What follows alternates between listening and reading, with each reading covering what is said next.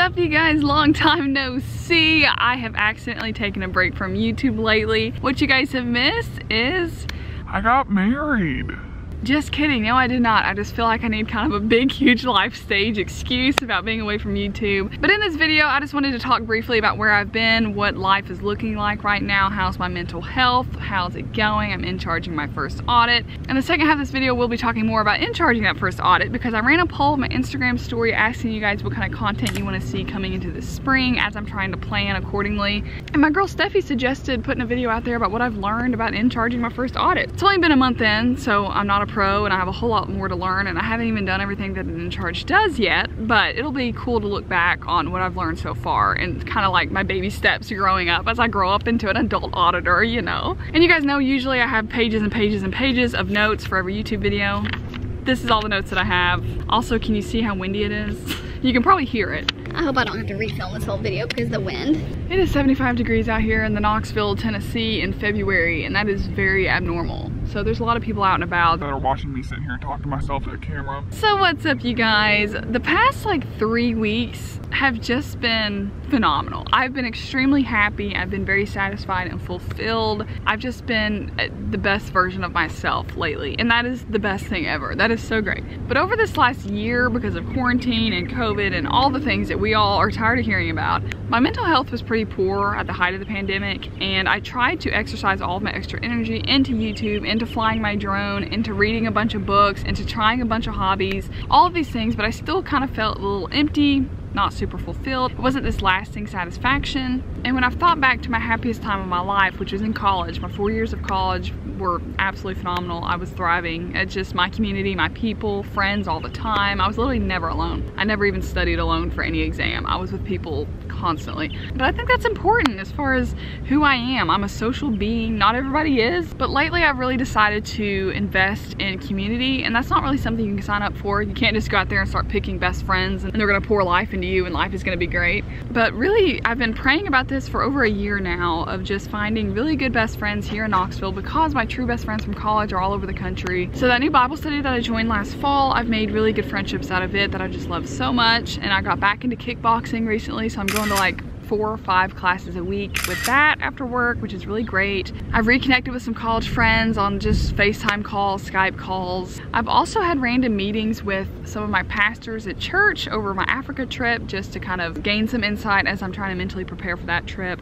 I've also started helping out with our college ministry at my church, so that takes up some time. And I'm still in a sports league that I play once a week. I'm going rock climbing once a week. And I'm still spending a lot of time with my family and my precious little Gidget, our little dog, because she is old and she's not doing the best health-wise, so I'm just trying to soak up every spare moment that I can with her. But yeah, you guys, life has just been extremely busy. I've literally not had a single like free 2 hours to myself in over 3 weeks. Every single day after work's been busy, and every single weekend from sun up to like 10 p.m. has been busy. I've just been so happy and just so blessed through all of this. Like, this is how I thrive, me being so busy. So yeah, that's where I've been lately. So sorry that YouTube has kind of been on the back burner. I don't even know when I'm gonna have time to edit this video that I'm filming right now, of which was only possible for me to film by not working overtime today like I planned on and taking a little break before I have another call with a friend at 6. Ooh, that's in an hour, so we'll have to keep watching time. But yeah, that's life update. Nothing dramatic. I feel like when people take breaks from any kind of social media, it could be either a really good thing or a really bad thing. So yeah, it's really good in my case. Life is going well. I'm extremely blessed and very thankful and very happy right now. And with every mountain high comes some valley lows. So it's not gonna stay like this forever. I'm very aware of how life works, but I'm gonna soak it in while I can. So yeah, my personal life is great. Life is awesome. My work life, however, is a whole other story. It's not going bad. I'm alive, I'm well, I'm happy, but it is very challenging and very stressful. Trying to be positive about it. Again, just being grateful to have a job in my field that I studied in college during the economy that we're in. We're literally in a pandemic. People are begging for jobs, and I'm very thankful to have one, and not only have one, but to be rewarded for working well and being promoted into a new position. So I'm trying to balance all these things. I'm just being very honest with you guys. It has a lot of growing pains. So let's talk about that. I have a little list of some pros and cons of in charging, and they're pretty short. And there's grass stuck to it. For those of you that are not auditors or accountants and you found me from some other outlet through YouTube, then hello, welcome. I'm glad you're still listening. Being promoted to in charge is kind of the same as being the lead auditor on an audit. So I have an audit team, and I'm still an auditor. I still do audit work. It's not like I'm overseeing anything, but I lead the audit, I lead discussions, I set up all the meetings, I set up our travel schedule, and I'm reviewing all the test work in the audit, making sure that it's up to our policies and our techniques, our standards. But my manager is the ultimate say on what goes. So it's not all the pressure on me. My manager is the top dog. He's been here over 40 years, so he knows what's up. So yeah, that's my new position. Oh my gosh. Do you guys see this? I'm having to like talk between the wind gusts. So let's discuss some pros and cons. Pros and cons is actually not the right terminology. We're gonna say good things according to heaven and bad things according to heaven, because really any of these could be a pro or a con depending on what type of person you are. So the good list for me will start with, as an in-charge, you kind of have a better overview of the whole audit. You see how all the sections piece together and how it all flows in the financial statements, how a misstatement in this section affects the whole side of the equation on this side. And when you're a normal staff and you're assigned, like, I don't know, cash or receivable, those are both assets, then you really only see the section that you're auditing and you do all your test work, but you don't really see the overview of how it all interacts with itself. So that part I like. I think it's just better equips you as an auditor. You're more knowledgeable on seeing how everything works together. So that is a plus. This next point I put on the bad con list, but it works well for me. So as an in-charge, I have never had to multitask so much in my life. Now granted, I've never worked at McDonald's, and I will never understand how those people at McDonald's can be keying in an order, taking money from people, and taking an order in their speakerphone. That's impressive. But right now, it's kind of not normal because I'm working on 2 audits at the same time. We're still wrapping up a finding from our fall audit that will literally never get done ever. We're still working on that while also me organizing this audit for my teammates. And like, I'll be in the middle of preparing something or doing something, and then someone calls asking a question like, hey Heaven, what should I do about this? How does this work? Where do I find this? And I have to, you know, stop what I'm doing, helping them, but then I'll also get a call from a manager about this other audit that I'm working on, so I answer him. And I've got like 7 windows open, and I'm trying to work on everything and trying to be efficient at the same time. You can't really like only focus on certain tasks, because then other things get neglected that you're also working on. And I say this is kind of a pro for me because I'm a very multitasker by nature at all times, working on multiple things. I'm just very efficient with my time, I guess. But that could be a huge negative for people that are very one-track minded. A good thing about being in charge, a pro in my eyes, that I feel like most accountants would say is a negative, is not having any idea what your day is going to consist of. The spontaneity and the lack of routine, I absolutely love. That is probably the biggest pro that I can give about this new position, because on any given day I could have a video meeting with the president. Any given day I could be talking to the CFO. I'm answering questions with my manager that I had not even discussed previous day, or I'm reading new auditing standards I've never seen before to answer certain questions. So as things pop up, you're kind of the problem solver of the audit, which makes sense. That's not brain science. Hold on, what is brain science? Did I just combine brain surgery with rocket science?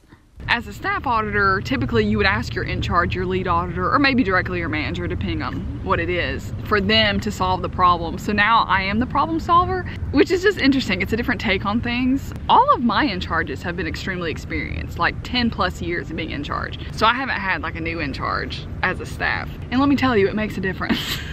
I feel bad for my staff team, because some things I'm like, I don't know.